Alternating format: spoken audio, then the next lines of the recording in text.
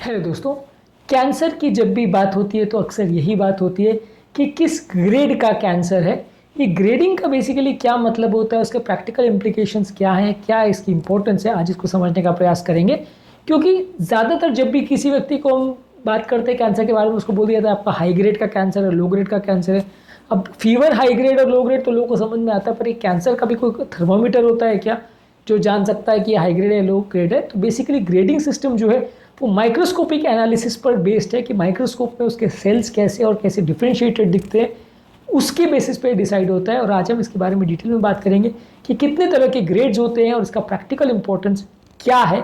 इन चीज़ों को समझने का प्रयास करेंगे। टॉपिक पर जाने से पहले जो लोग हमारे चैनल पर नए हैं उन्हें रिक्वेस्ट करूँगा कि चैनल को सब्सक्राइब करें, वीडियोज़ को लाइक करें, शेयर करें, फॉलो करें, कमेंट करें, पूरा देखें। आज का टॉपिक बहुत ही वैलिड और इम्पोर्टेंट है, इसलिए पूरा देखें। चलिए शुरू करते हैं इंपॉर्टेंट वीडियो।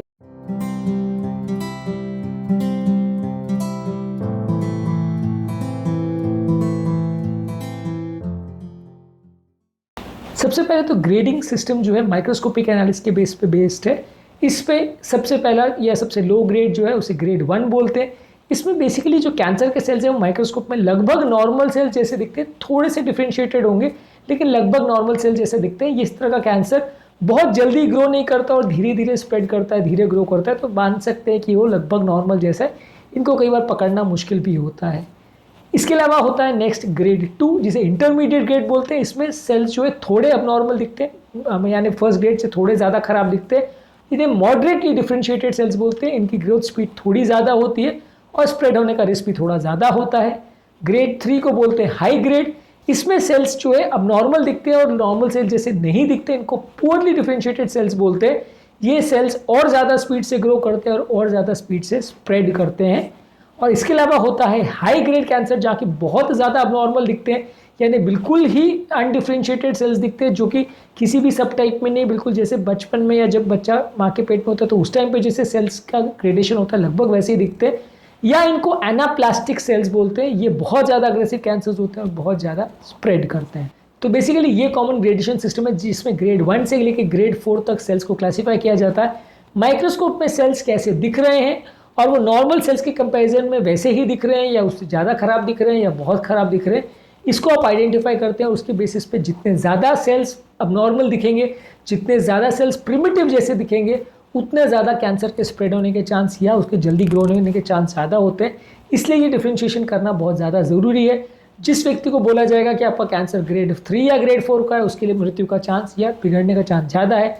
जिसका कैंसर का ग्रेड 1 ये है या ग्रेड 2 है, उनके कंपेरेटिवली लॉन्ग टर्म सर्वाइवल के चांसेस अच्छे हैं, बीमारी द्वारा पूरे हील होने के या ट्रीट होने के चांसेस अच्छे हैं और मृत्यु दर कंपेरेटिवली कम होगा। तो इसलिए ये डिफ्रेंशिएशन को समझना काफ़ी इंपॉर्टेंट है।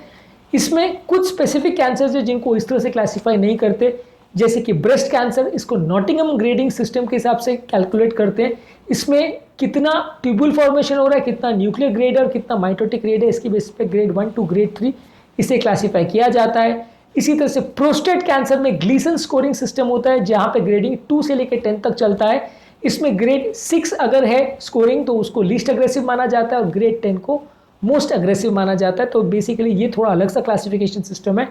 और ब्रेन ट्यूमर्स के लिए भी एक अलग क्लासिफिकेशन सिस्टम है जिसको WHO यानी World Health Organization grading system बोलते हैं। या ग्रेड 1 to 4 होगा, इसमें भी लगभग वैसा ही है कि ग्रेड 1 में सबसे लो ग्रेड माना जाएगा, ग्रेड 3 और ग्रेड 4 को हाई ग्रेड माना जाएगा। पर ये स्कोरिंग सिस्टम या ये क्लासिफिकेशन सिस्टम रेगुलर सिस्टम से थोड़ा अलग है, तो इसमें वो एक अलग सिस्टम यूज़ होता है, उसके हिसाब से ग्रेडिंग बनाई जाती है। बाकी सारे कैंसर्स को जनरली ये जो रूटीन ग्रेड 1 टू ग्रेड 4 के हिसाब से कैलकुलेट किया जाता है। ब्रेस्ट, प्रोस्टेट और ब्रेन ट्यूमर्स के लिए अलग तरह की क्लासिफिकेशन सिस्टम है, उसमें अलग पैरामीटर्स को देखा जाता है और उसके बेस पर डिसाइड किया जाता है कि वो कितना अग्रेसिव है, व्यक्ति के बचने और मरने के चांस कितने हैं। बेसिकली ग्रेडिंग सिस्टम की इंपॉर्टेंस क्या है? एक तो बेसिकली प्रोग्नोसिस जज करने के लिए कि जितना खराब ग्रेड होगा उतना मृत्यु दर ज़्यादा होगा, उतना ज़्यादा पेशेंट का लॉन्ग टर्म स्ट्रैटेजी जो आपको अग्रेसिव रखनी पड़ेगी, उतना लॉन्ग टर्म प्रॉब्लम्स आने का चांस ज़्यादा है।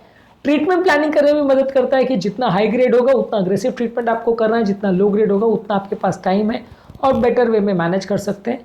इसके अलावा ग्रेडिंग सिस्टम रिसर्च और क्लिनिकल ट्रायल्स के लिए मदद करता है कि जो पर्टिकुलर दवा आपने दी है वो इफेक्टिव हो रही है या नहीं हो रही है, क्या ट्रीटमेंट प्रोटोकॉल देना है, कौन सा क्लिनिकल ट्रायल यूज़ करना है, कौन सा मेथड यूज़ करना है, ये सारी चीज़ों को आप ग्रेडिंग के हिसाब से क्लासीफाई करते हो और उसके हिसाब से आप जज करते हो पेशेंट्स के दवाइयों का रिस्पॉन्स कैसा आ रहा है उसको भी।